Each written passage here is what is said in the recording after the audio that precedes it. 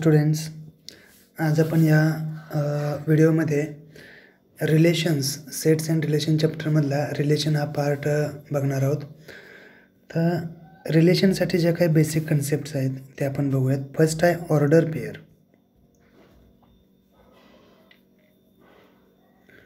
Order pair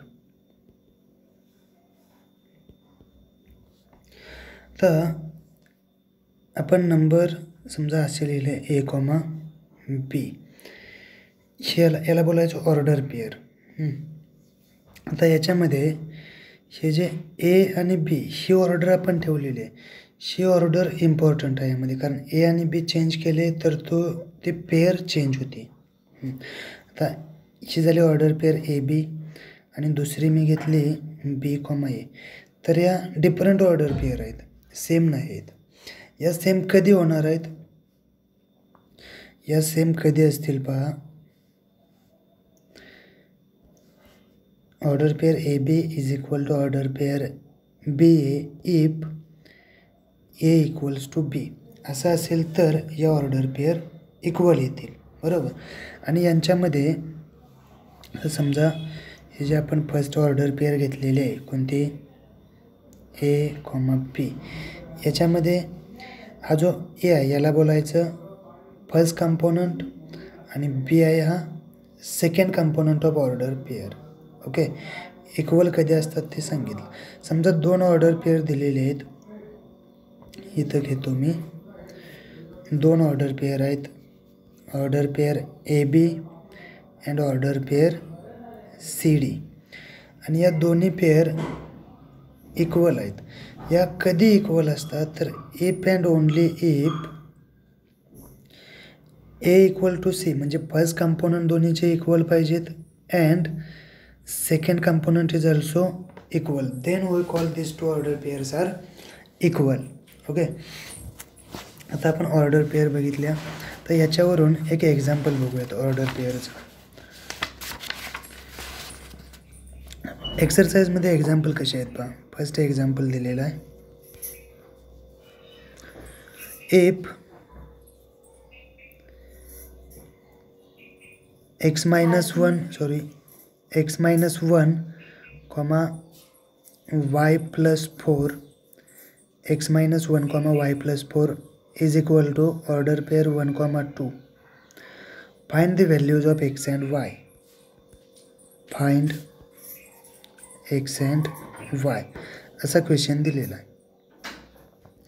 आताच आपण order pair equal कधी असतात ते बघितलेलं आहे.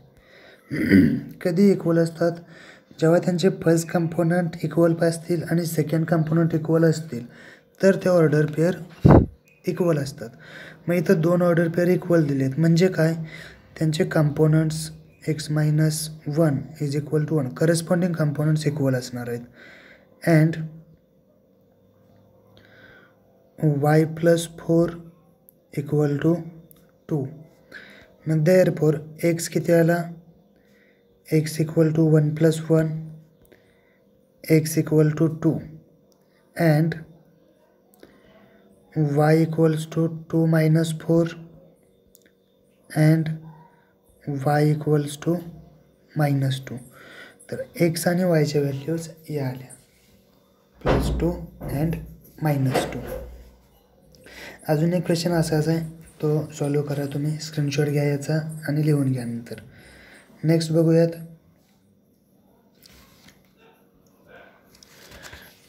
नेक्स्ट पॉइंट आहे Cartesian product of two sets.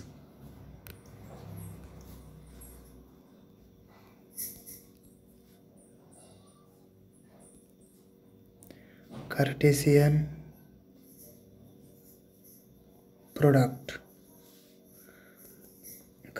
Product of two sets. आता कार्टेशियन प्रोडक्ट काय असतो पहा. डेफिनेशन आपण बघूया त्याची थोडक्यात. दोन नॉन एम्प्टी सेट्स पाहिजेत, म्हणजे आहेत समजा A and B are non empty sets, दोन नॉन एम्प्टी सेट्स आहेत. देन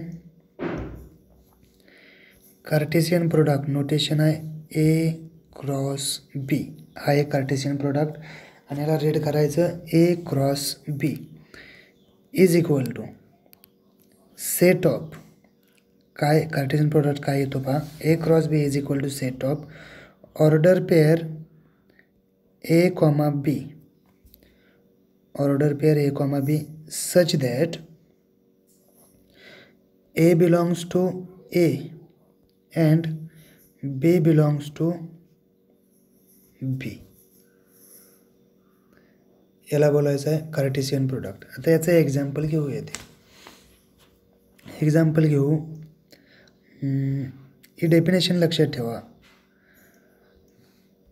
कार्टेशियन प्रोडक्टमध्ये आपण ज्या सेटचा कार्टेशियन प्रोडक्ट घेतोय त्यामध्ये जो पहिला सेट असेल, इथं काय पहिला सेट ए आहे, मग आपल्या सेटमधील प्रत्येक ऑर्डर पेअरमधला जो फर्स्ट कंपोनंट आहे तो याच सेटमधला पाहिजे आणि सेकंड कंपोनंट हा क्रॉस प्रोडक्टमध्ये जो सेकंड सेट आहे त्याचा पाहिजे. ओके, लक्षात राहील तुमच्या हे.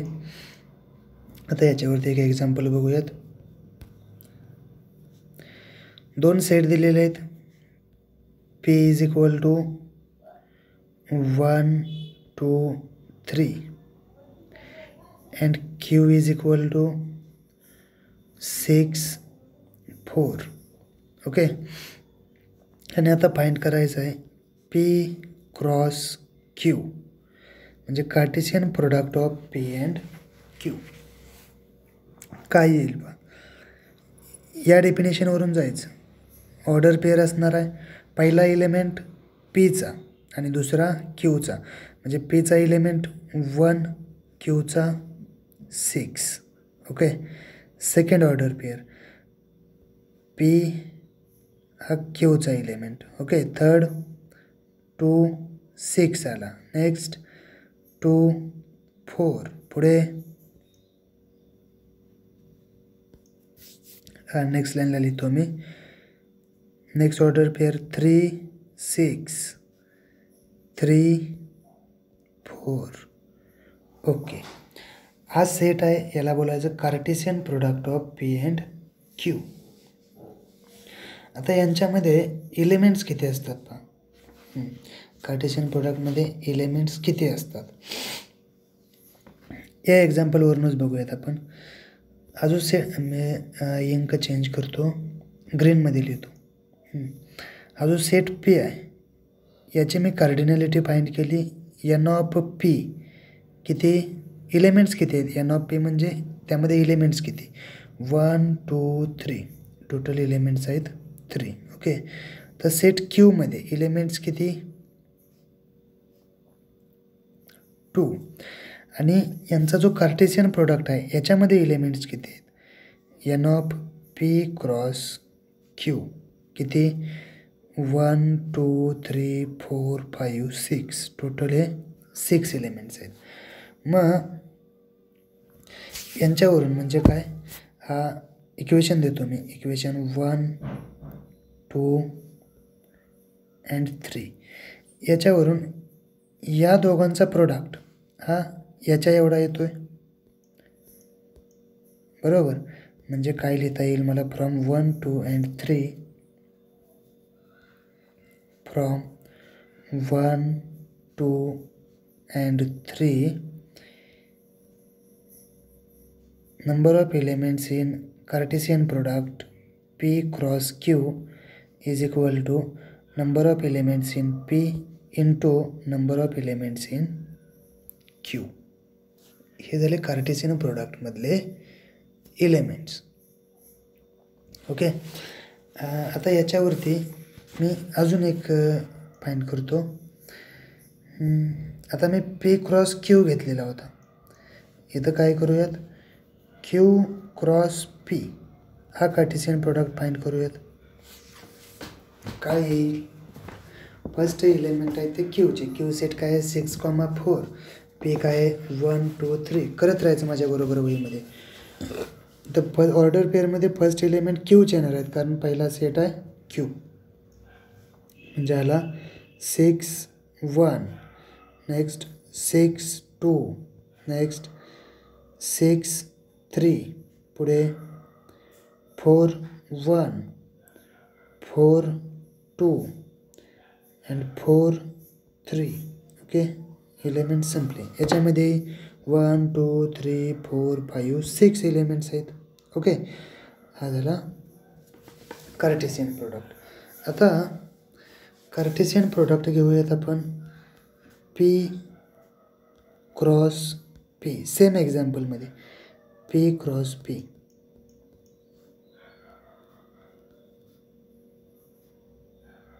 येस, हा काय येईल पहा, म्हणजे याचा फर्स्ट कंपोनंट पण P मधला पाहिजे, सेकंड कंपोनंट पण त्याच सेटमधला पाहिजे.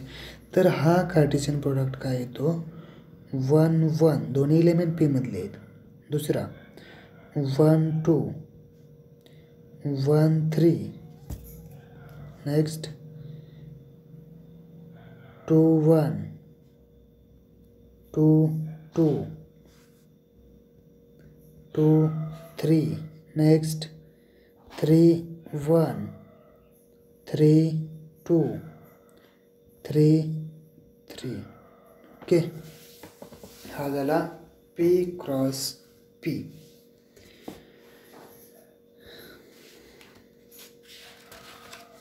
तर Q क्रॉस Q काढू शकता तुम्ही, बरोबर. आणि हे जे रिलेशन असतं एखाद्या सेटचं त्याच सेटबरोबर कार्टेशियन प्रोडक्ट घ्यायचं, ते रिलेशन आपण पुढे बघूया. आता हा कार्टेशियन प्रोडक्ट बघितला तर रिलेशनची डेफिनेशन काय, कार्टेशियन प्रोडक्ट आहे कोणताही आणि त्याचा कोणताही सबसेट घेतला तुम्ही तर त्या सबसेटला बोलायचं रिलेशन. ओके, डेफिनेशन बघूयात. हे एक्झाम्पल स्क्रीनशॉट घ्या तुम्ही.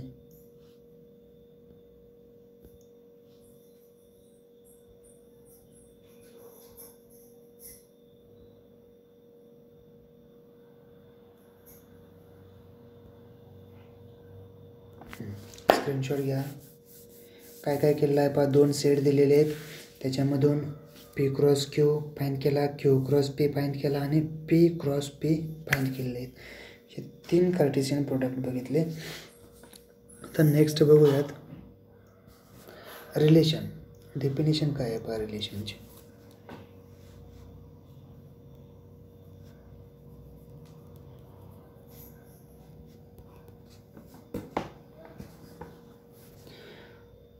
दोन नॉन एम्प्टी सेट आहेत घेतले मी. If A and B are two non-empty sets, are two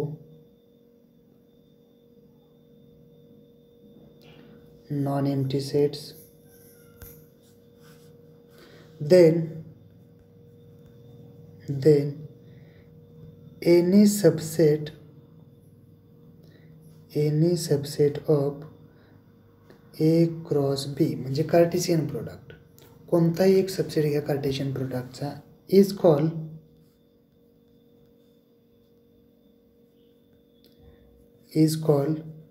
relation from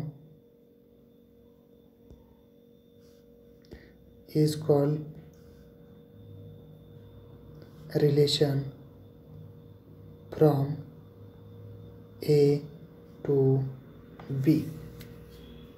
is called relation from A to B, and relation is also denoted by capital letters. कोणताही capital letter घ्यायचं. समजा मी R घेतलं तर हे relation कसं लिहिणार, R from A to B असं हे रिलेशन आपण रिप्रेझेंट करतो. ओके, आता या रिलेशनवरून एक रिलेशन आहे, म्हणजे ही डेफिनेशन लिहून घ्या तुम्ही. आता मी रिलेशनमधला एखादा एलिमेंट घेतला, रिलेशनमधला एक एलिमेंट घेतला, हे रिलेशन दिलेलं R from A to B, आणि याच्यामधला एक एलिमेंट कसे असणार आहेत, ऑर्डर पेअरमध्ये असणार आहेत. मग एक घेतला x, y belongs to R, या रिलेशनमधला हा एलिमेंट आहे. आता याला डिनोट कसं करायचं आहे पहा, then it is denoted by x R y. हे लिहिलं कसं रिलेशन मी एक्स आर वाय आणि रीड कसं करायचं x is related to y x is related to y under relation R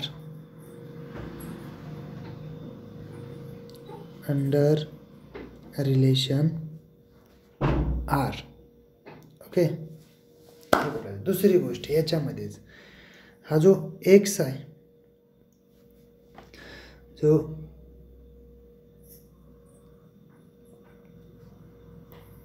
Y आहे त्याला बोलायचं y is called image of x image of x आणि दुसरं x is called pre image of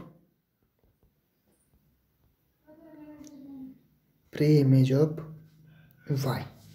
दोनों उलट में y is image of x and x is pre image of y under relation R okay. आता हे relations कसे असतात एक छोटंसं एक्झाम्पल घेऊन आपण बघूयात.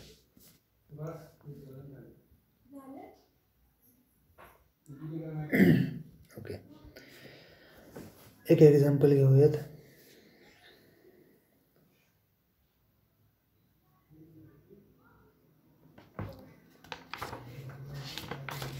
टेक्स्टबुकमधले एक्सरसाइजमधले एक्झाम्पल घेऊयात.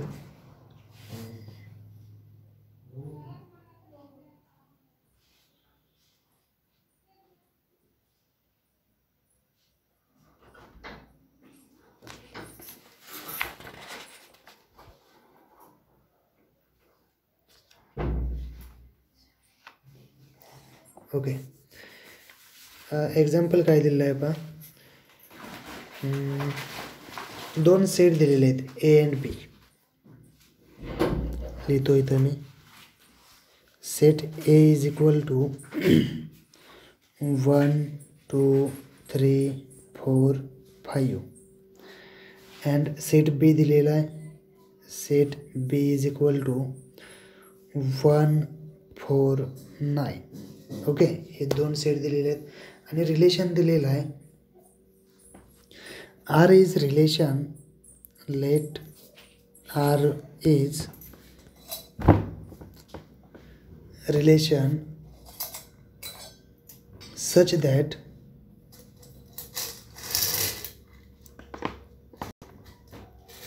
R is relation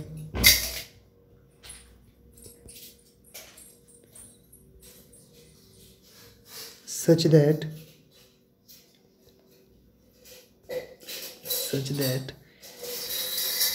order pair XY belongs to R if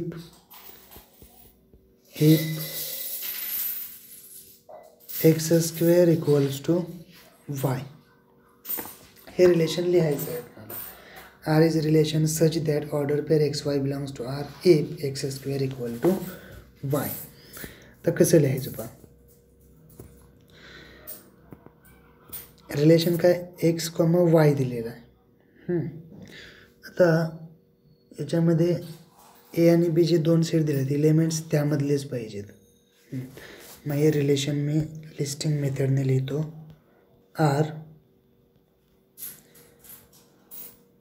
R is equal to set of order pair कोणत्या येतील पहा. समजा मी एक्स ए मधला घेतला वाय बी मधला घेतला.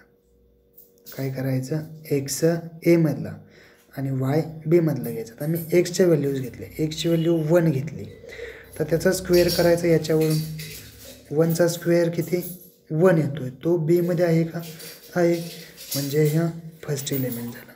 सेकंड 2 घेतला ओके 2चा स्क्वेअर करा 4 येतोय तो बी मध्ये आहे म्हणजे सेकंड कंपोनंट 4 ऑर्डर पेअर 2 4 झाला. नेक्स्ट 3 घ्या 3 म्हणजे एक्स झाला त्याचा स्क्वेअर करा 9 येतोय म्हणजे इथं 9 आला. आता पुढं 4 घेतला एक्स, 4चा स्क्वेअर 16 आहे का याच्यामध्ये? नाही, म्हणजे ही ऑर्डर पेअर येणार नाही. 5 घेतला तर 25, तो याच्यामध्ये नाही येणार नाही. आपलं हे रिलेशन आलेलं आहे. आता ॲरो डायग्रॅमनी हे रिलेशन कसं लिहायचं आहे पहा. रिलेशन काय आहे? R from A to B. Okay, मग मी 2 सेट घेतले.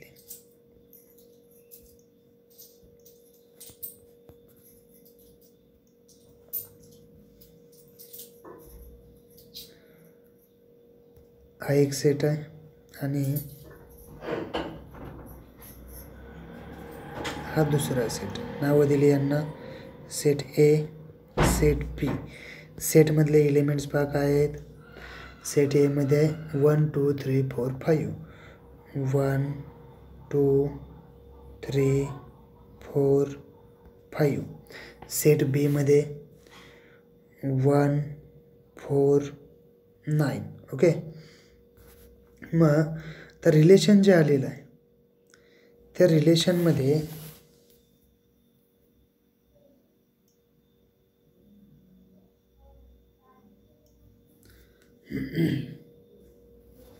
रिलेशन कसं आहे पहा. फर्स्ट काय 1 1, म्हणजे 1 is related to 1. Second 2 4, 2 is related to 4. Next 3 is related to 9. हे रिलेशन दिलेलं आहे. असं रिलेशन असतं, बरोबर. आता याच्यावरून पुढं आपण बघूयात डोमेन, कोडोमेन आणि रेंज. जे आत्ताच आपण रिलेशन लिहिलेलं आहे. डोमेन म्हणजे काय पहा. आता एक आपण रिलेशन लिहिलेलं आहे, बरोबर. इथं फर्स्ट घेतो डोमेन. ओके, समजा रिलेशन काय आहे तर रिलेशनमध्ये जे काही एलिमेंट्स येणार आहेत, हे रिलेशनमधले एलिमेंट्स काय असणार आहेत? ऑर्डर पेअर असणार आहेत. त्या सर्व ऑर्डर पेअरमधले जे फर्स्ट कंपोनंट आहेत त्यांना बोलायचं domain of the relation. Domain काय? दे अंक दुसरी घेतो.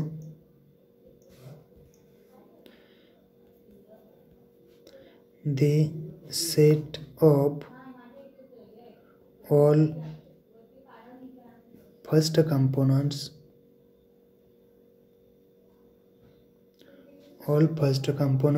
of the order pair.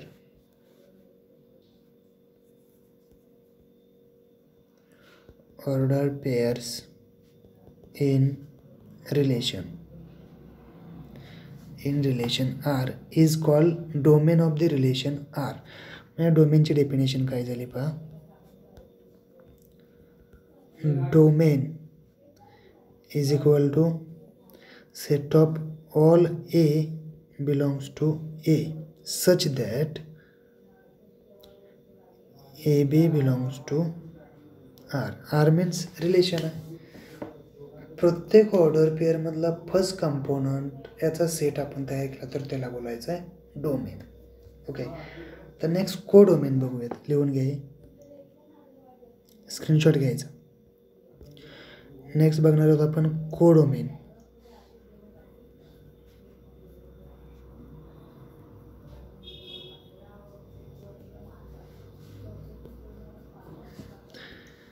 तर कोडोमेन काय आहे पहा.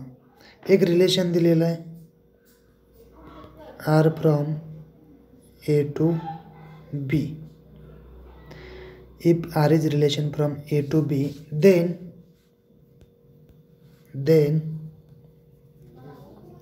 set B is called codomain.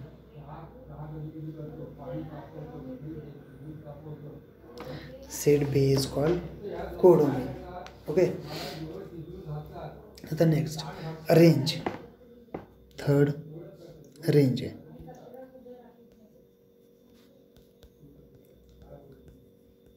याच्यावरती एक्झाम्पल्स बघणार आहोत आपण, तेव्हा तुम्हाला डीपमध्ये लक्षात येईल. तर रेंज म्हणजे काय बघूयात. एखादं रिलेशन दिलं तर त्याच्यातला फर्स्ट कंपोनंट आहे त्याला आपण बोलतो डोमेन, आणि जो सेकंड कंपोनंट असतो त्याला बोलायचं रेंज. म्हणजे रेंजची डेफिनेशन काय आली, range is equal to set of all b belongs to B such that order pair A b belongs to R. Second component आहे त्यांना बोलायचं रेंज. आता आपण याची एक्झाम्पल्स बघूयात. डोमेन आणि रेंज आहे ती एक्झाम्पलमध्ये काय येत आहेत बघूयात. सिम्पल एक्झाम्पल आहेत. पहिलं आपल्याला रिलेशन बनवायचं, काय आहे ते रिलेशन लिहायचं, आणि त्यानंतर त्या रिलेशनचा डोमेन आणि रेंज काय येते ते सांगायचे. ओके, सिम्पल एक्झाम्पल्स आहेत. समजा तुम्हाला वाटलं तुम्हाला येतं आहे, आता व्हिडिओ पॉज करायचा, क्वेश्चन लिहून घ्यायचा आणि स्वतः ट्राय करायचं, ॲन्सर चेक करायचं बरोबर येतं आहे की नाही ते. ओके, लिहा फर्स्ट एक्झाम्पल. एक्सरसाइजमध्ये क्वेश्चन नंबर 7 घ्या.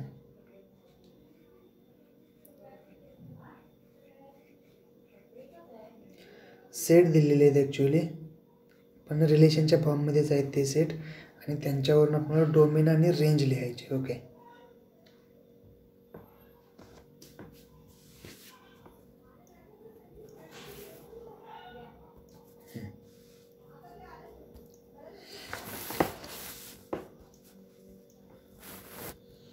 क्वेश्चन नंबर 7 मधला फर्स्ट जो आहे तो काय आहे पहा. सेट म्हणजे रिलेशन आहे ते A comma B such that A belongs to N. N means set of natural number. A is less than 6 and B equal to 4.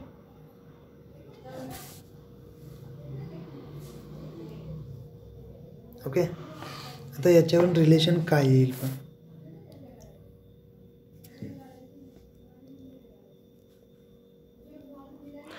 आपण आर बनवूयात. R is equal to set of first component A आहे, second बी आहे. ए वरती condition दिली आहे लेस than 6. ए कुठून आहे, set of natural number. पहिला नॅचरल नंबर कोणता, फर्स्ट नॅचरल नंबर 1 आहे, ऑर्डर पेअरमध्ये लिहायचे 1 घेतला. तर सेकंड कंपोनंट बी आहे. बी काय आहे, बी इज इक्वल टू 4. फिक्स आहे बी. बीची व्हॅल्यू किती घ्यायची, 4. बी आला 4. ओके, सेकंड सांगा, सेकंड नॅचरल नंबर 2, बी किती 4च आहे. 3 4 नेक्स्ट 4 4 पुढे 5 4 पुढे 6 6 घ्यायचा का नाही, ए इज लेस दॅन 5 म्हणजे इथंच थांबायचं. हे रिलेशन लिहिलं मी, रोस्टर फॉर्ममध्ये लिहून घेतलं. आता याच्यावरून डोमेन आणि रेंज सांगायचे आहेत. ओके, डोमेन काय येतो पण, डोमेन इज इक्वल टू रिलेशनमध्ये जेवढे काही एलिमेंट्स आहेत त्या सर्वांचे फर्स्ट कंपोनंट काय येत आहेत पहा. 1 हा फर्स्ट कंपोनंट आहे, 2 3 4 5 हा काय आला, डोमेन आला. 1 2 3 4 5 डोमेन झालं. आता आपण कोडोमेन बघूयात, sorry range.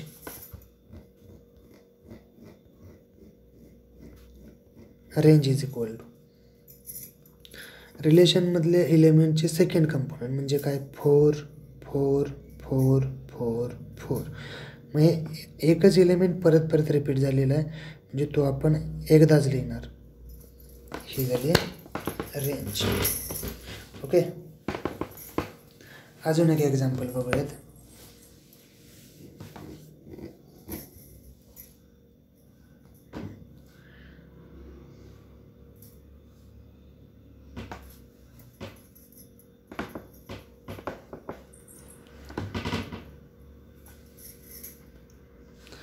Second question, order pair A comma B such that AB belongs to natural numbers and A plus B equal to 12. Okay, तर हे रिलेशन काय येत आहे पहा, ए प्लस बी 12 आलं पाहिजे. हे काय आहे, नॅचरल नंबर्स. ए आणि बी दोन्ही नॅचरल नंबर्समधून आहेत. मग मी समजा ए 1 घेतला, बी किती येईल या रिलेशनवरून सांगायचं. बी 11 येईल. 1 मायनस करा ना, बी 11 आला. ओके, हा झाला फर्स्ट. त्यानंतर सेकंड, एची व्हॅल्यू 2 घेतली, बी किती 10 येईल. ए 3 घेतला तर बी 9 होईल. ए 4 घ्या, बी 8 येईल. ए 5, बी 7. ए 6, बी 6 होईल. ए 7, बी 5. ए 8, बी 4 आला. आणि ए 9 घेतला, बी 3 येईल. ए 10 घ्या, बी 2 होईल. ए 11 घ्या, बी 1 होईल. आणि ए 12 घेतला तर बी 0 होईल. तो काही नॅचरल नंबर नाही आहे, त्यामुळं हे रिलेशन येईल. आता याच्यावरून मला डोमेन आणि रेंज लिहायचे आहेत. पहिला घेतो domain. Domain is equal to जे काही एलिमेंट्स आहेत त्या सर्वांचे फर्स्ट कंपोनंट घ्यायचे. म्हणजे काय पहा, फर्स्ट कंपोनंट 1 2 3 4 5 6 7 8 9 10 11. हा झाला डोमेन. ओके, लिहूयात. 1 2 3 4 5 अप टू 11 पर्यंत. आणि range is equal to second component कोणते, 11 10 9 8 7 6 5 4 3 2 1. जे काय आलं तोच सेट येईल.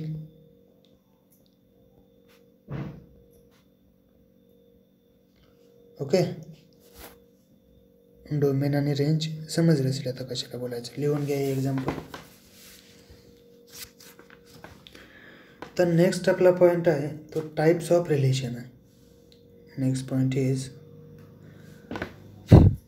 Types of relations. सिंपल आहे, त्यांच्या नावावरून सांगता येतं आहे. Types of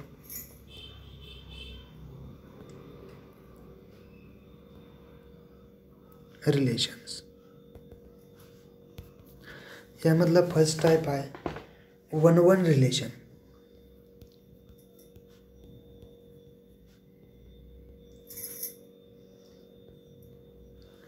first is 1-1 relation. तर 1-1 रिलेशन काय असतं पहा, याची डेफिनेशन काय, A relation R from A to B. Relation R from A to B is said to be 1-1 if is 1-1 if element of A has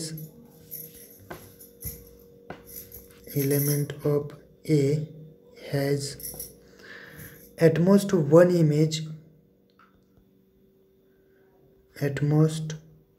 one image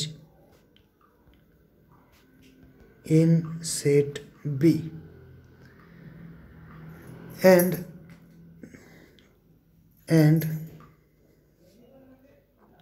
distinct element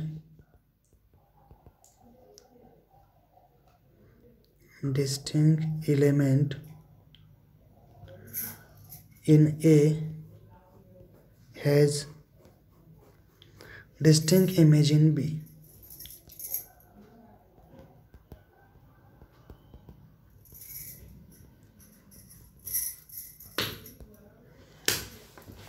या रिलेशनला बोलायचं 1 1. आता हे डायग्रॅमॅटिकली तुम्हाला समजावून सांगतो कसं आहे ते. 2 सेट घ्यायचे.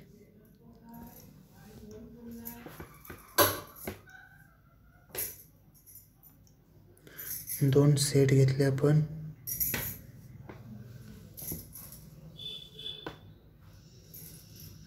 सेट ए झाला, इथे घेऊ सेट बी. नावं दिली set A, set B. Relation काय ए टू बी. ओके. आता हे 1 1 कधी असणार त्यांच्यामधले एलिमेंट्स लिहूयात.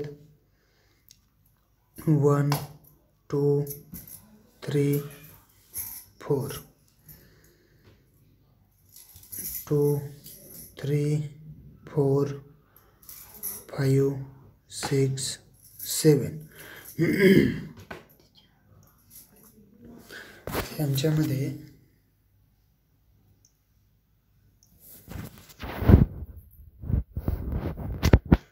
प्रत्येक एलिमेंटला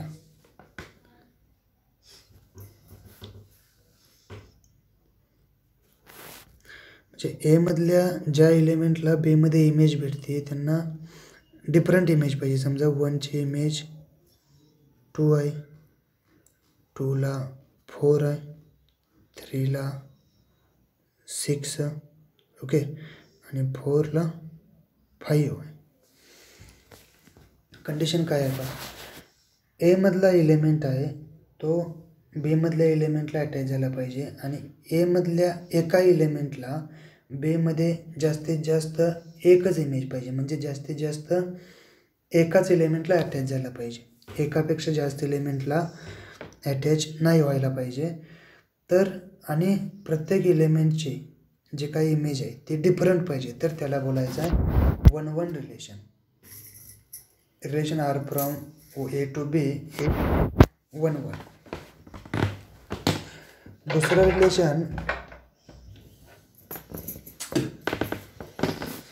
दुसरं रिलेशन आहे मेनी वन रिलेशन. आता याच्या नावावरूनच आहे पहा मेनी वन रिलेशन काय असते.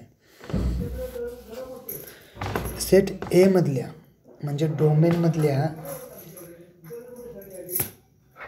एलिमेंटना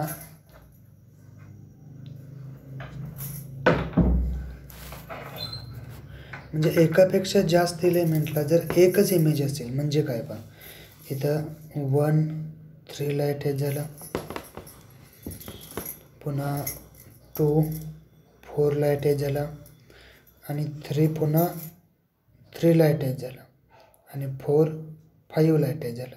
तर याच्यामध्ये हे जे 1 आणि 3 आहेत हे एकाच एलिमेंटला अटॅच झालेले आहेत, बरोबर. म्हणजे एकापेक्षा जास्त एलिमेंट हे एका एलिमेंटला अटॅच झाले तर या रिलेशनला बोलायचं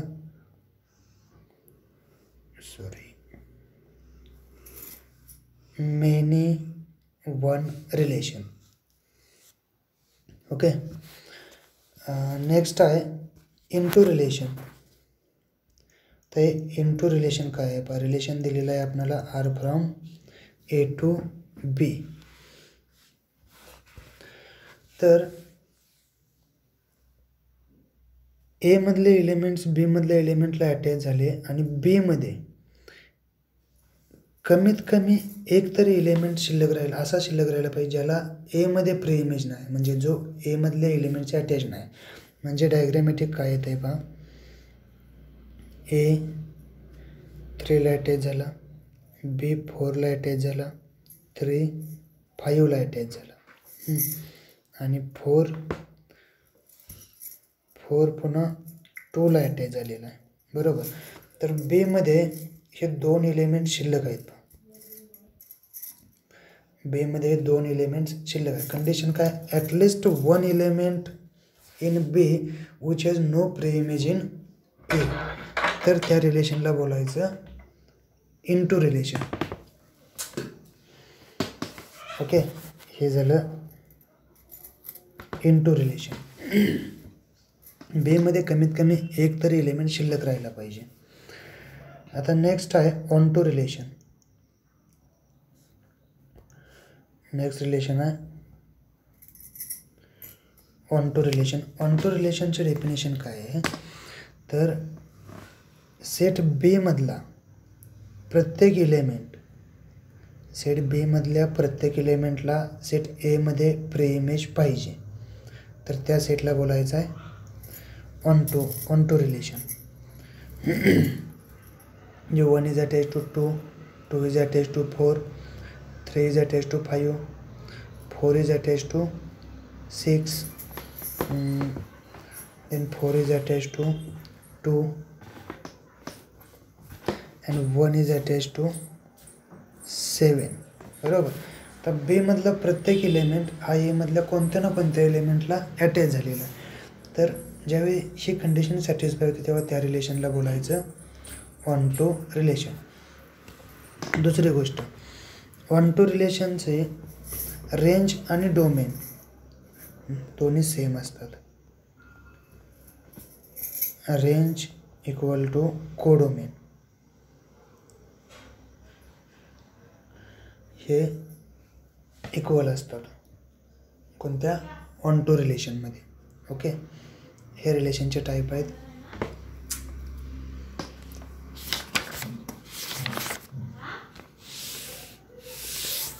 ओके, आणि इथं आपला रिलेशन चॅप्टर कंप्लीट झालेला आहे. ओके.